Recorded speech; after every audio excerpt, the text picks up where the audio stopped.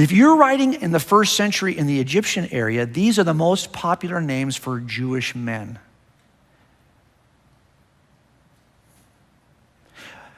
None of those are in our, well, only one, Joseph, pretty popular, in our New Testament accounts. But it turns out the most popular first names for men in the area of Palestine are these names, the names that appear in our Gospels.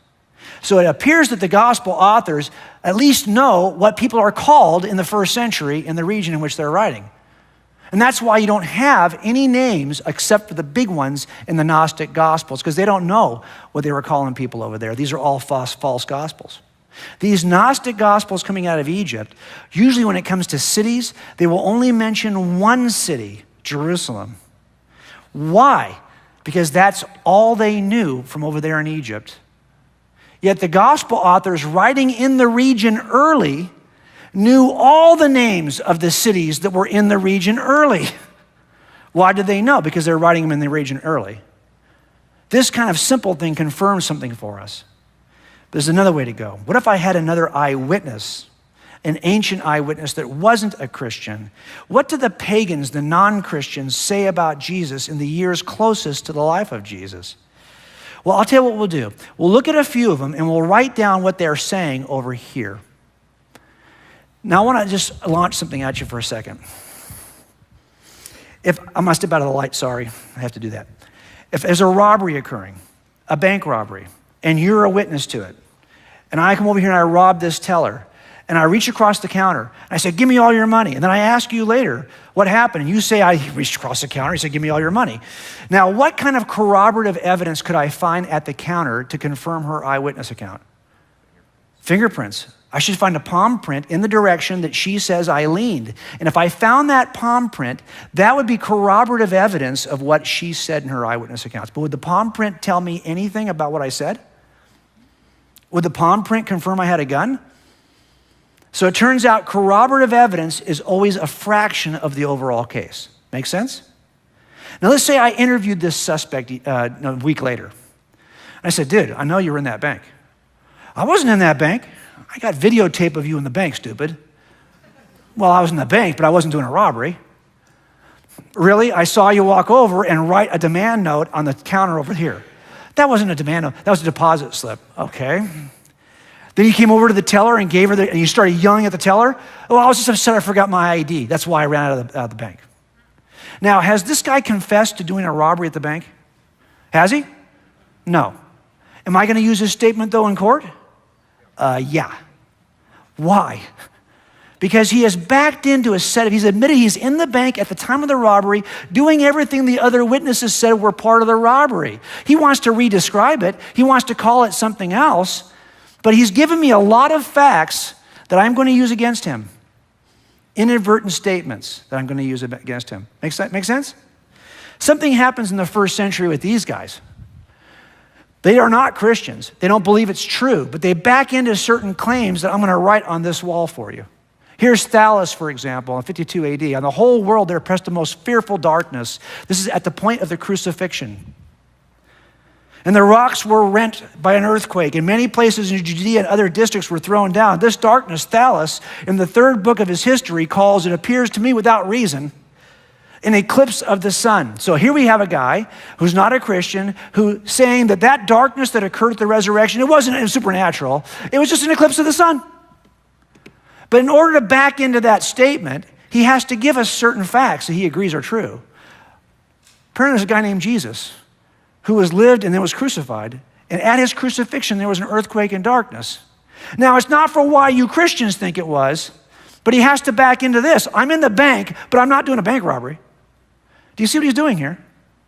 So we know this about Jesus, even if we had no other evidence about Jesus, just from the statement of Thallus.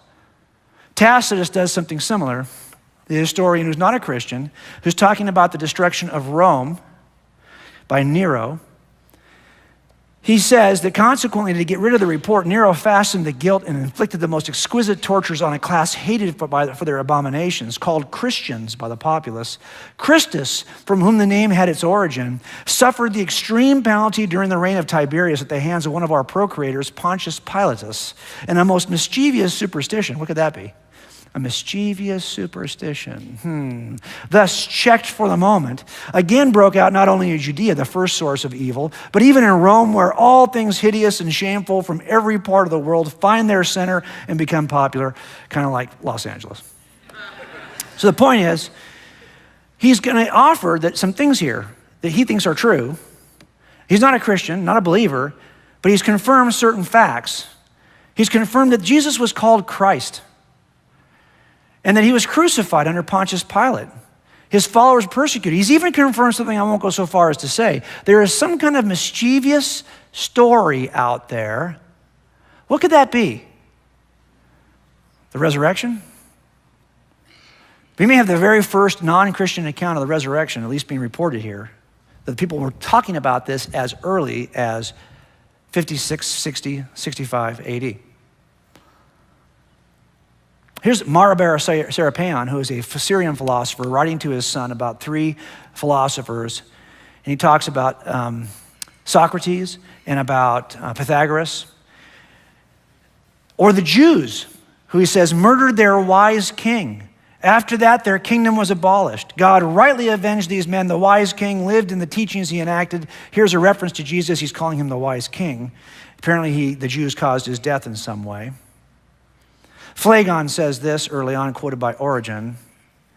In the 13th or 14th book, he said in his Chronicles, not only ascribed to Jesus a knowledge of future events, but also testified that the result corresponded to his predictions. And Jesus, while alive, was of no assistance to himself, but that they arose after death and exhibited the marks of his punishment and showed how his hands had been pierced by nails. These guys don't believe this is true. They're just reporting what they're hearing from others.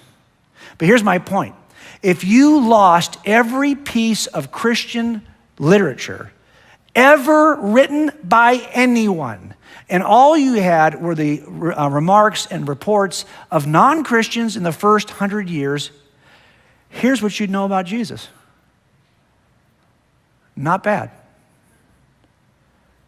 It's touch point corroboration. And that to me is powerful. That's a lot of information. Make sense? So we test our eyewitnesses. And as I tested the eyewitnesses, I think as much as they could ever be verified, these are reliable. Let me just say this to you about that. If there were no miracle accounts in the Gospels, nobody would distrust them. No serious historian. If Jesus was just a guy who came and preached the Sermon on the Mount, and that's all he ever did, is preach the Sermon on the Mount, no serious historian would ever doubt the existence or validity of the gospel accounts. They are only doubted because they contain supernatural elements. How about this? Are they honest and accurate over time, or have they changed?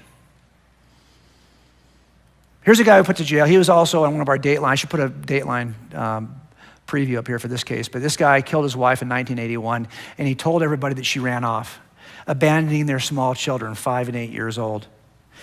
And Carol, he said, just left, and everyone believed him. Even Carol's family believed him.